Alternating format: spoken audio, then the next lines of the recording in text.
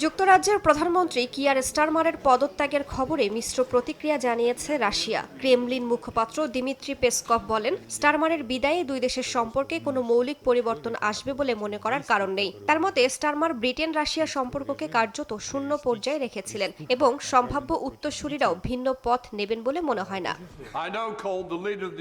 কিয়ার স্টারমারের পদত্যাগকে কটাক্ষ করতেও ছাড়েনি রাশিয়া। রুশ প্রেসিডেন্টের বিশেষ দূত কিরিল দিমিত্রিভ সামাজিক মাধ্যমে মন্তব্য করেন, স্টারমারের পদত্যাগ তাদের সবাইকে এক করেছে।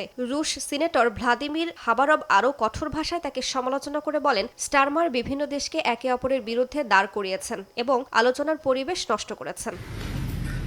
রুশ বিশ্লেষকদের মতে, নেতৃত্বে পরিবর্তন এলেও ইউক্রেন যুদ্ধ নিয়ে ব্রিটেনের অবস্থান অপরিবর্তিত থাকবে। ইউরোপীয় তথ্য কেন্দ্রের পরিচালক নিকোলাই টোপরনিন বলেন, কিয়েভকে সামরিক ও আর্থিক সহায়তা দেয়া এবং রাশিয়ার ওপর চাপ বজায় রাখার নীতি অব্যাহত থাকবে, কারণ লন্ডনের অবস্থান শুধু অভ্যন্তরীণ রাজনীতির উপর নয়, বরং ইউরোপীয় মিত্র ও যুক্তরাষ্ট্রের সঙ্গে সমন্বিত কৌশলের সঙ্গেও জড়িত।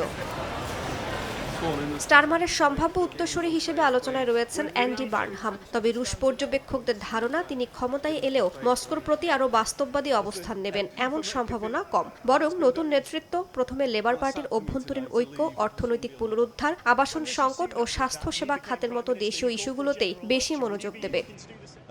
রাইসা জান্নাত, সময় সংবাদ।